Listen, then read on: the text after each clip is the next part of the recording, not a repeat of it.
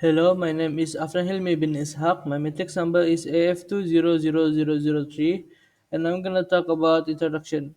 First of all, the difficulties with occupational safety and health in the construction business have gotten worse due to the rapid rise of construction projects in recent decades. Construction has a history of bad safety practice and is still one of the riskiest professions to work in. The quantity of risk or hazard assess affect how likely it is that accident will occur. Task complexity, organizational consideration like providing incentive or bonus, individual consideration like exhaustion, workplace consideration like work pressure, and environmental consideration like weather are all elements that can affect. The application of an incentive is a crucial strategy for combating this behavior. When carefully planned and well implemented, safety incentive program can increase safety awareness, which will decrease risk taking and improve the safety culture. Intrinsic or intrinsic reward are frequently given to employees as part of safety incentive program to promote safe action and behavior. For the project overview, the construction site that is being observed is the University Tun Hussein On project at Lecture Hall Gunasama known as G3. This project is to upgrade and renovate the building facility according to a more modern and friendly system. The work being carried out is waterproofing toilet, new piping, ceiling replacement, new electrical wiring, and new system. This is because the old one being replaced for its less effectiveness and to prevent future problems such as deterioration of building element, cause of bad waterproofing, and appliance not receiving the needed power because of poor wiring condition. This project is being participated by five university Tun Hussein on department such as quantity surveyor, mechanical engineer, electrical engineer, engineer and structure, and architect. Including two workforce that is the contractor for this project is from Nas Empire Sedang Berhad, and electrical consultant is from Jutra Budiman MLE Sedang Berhad. This project is starting from 1 August 2022 and is still undergoing construction until expected to finish on 31 January 2024. That's all from me. Thank you.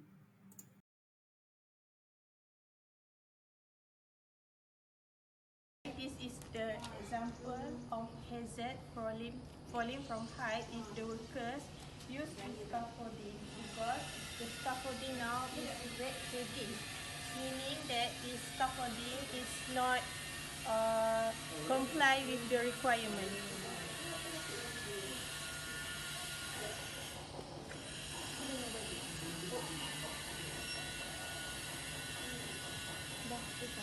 Okay, this is another hazard that not properly access to the work site.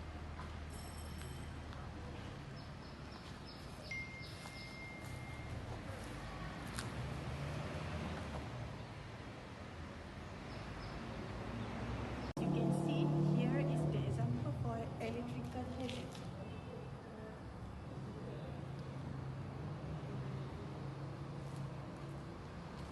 This is example not properly organized the waste. Trampling on construction waste, whether intentional or accidental, can have several negative effects.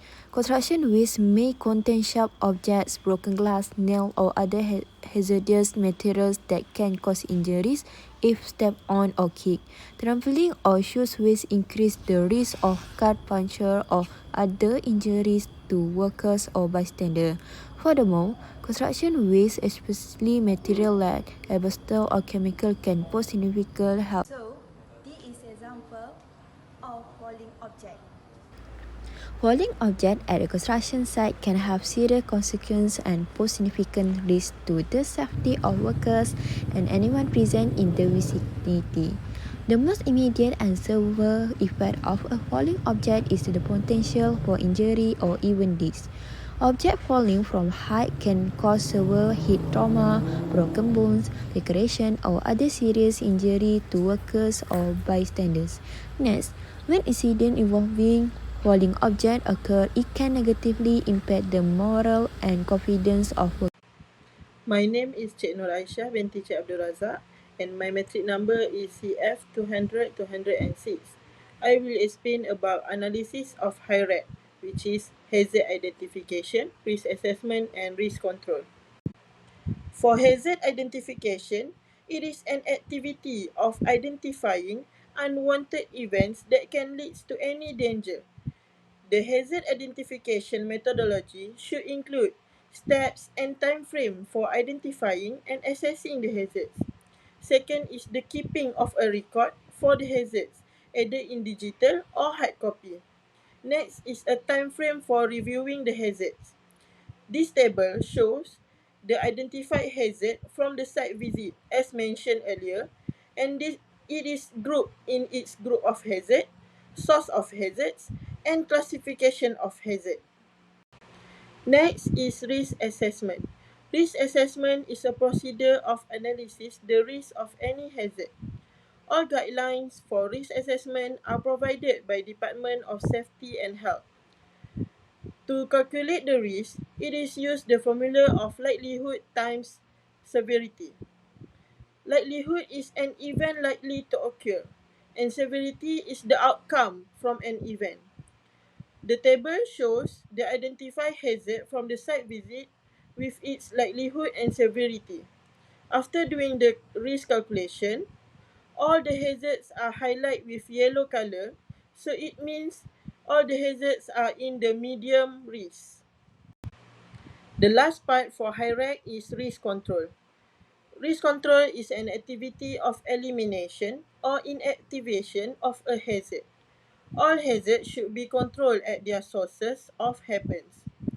There are many types of risk control such as elimination, substitution, safe work procedure, housekeeping, maintenance program, and many more. The table shows the identified hazard from the site visit with its suitable control measure. And the last method of risk control is using PPE, which is personal protective equipment. My name is Nurul Izzati binti Rozaini. My metric number is CF200227. For this section, I'm going to give a recommendation of control measure for the following hazard at the construction site. Fall from height hazard scaffolding.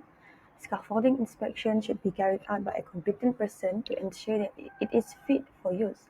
Scaffold must be tagged to indicate how safe they are after each inspection. Red tag scaffolds are no longer fit for use and should be immediately discarded. Green tag means the structure is entirely secure for use. In contrast, yellow tag represent an insecure or formerly unsafe scaffold that poses a threat but can still allow work on them as long as you know its condition and take precautions accordingly. Fall from height hazard scaffolding. Scaffolding inspection should be carried out by a competent person to electrical hazard. Proper use of extension cords and power strips need to be applied at this site because overload extension can cause an electric fire. Other than that, warning sign and label should be placed to help alert the workers and others to potential electrical hazard. Electrical hazard. Proper use of extension cords and power strips need to be applied at this site because overload tripping or slipping hazard. For this site, a proper perimeter needs to be set up. There should be enough room around the workstation to do the necessary tasks.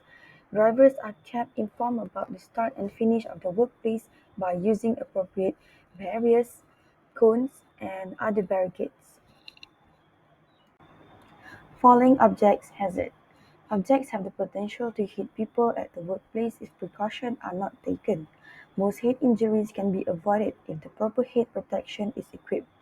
It is designed to protect the head against falling objects, therefore it is mandatory requirement that should be followed. Trample on construction waste.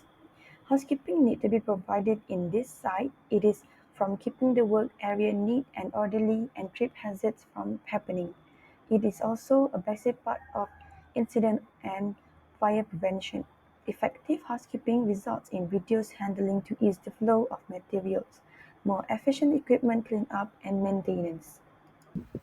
In conclusion, for the hazards that occur at the construction site, they are only categorized as minor hazards due to the lack of larger hazard. This is because the construction site only carries out upgrades and renovation, and it is not a construction site that starts from the foundation to build a new building or we call under construction.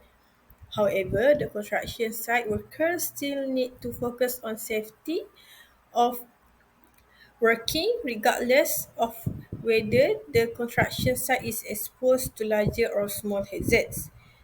This is because hazards will still pose a risk to every worker who is in the construction site area. The risk that leads to unwanted accidents such as limb deformities or worse, resulting to death.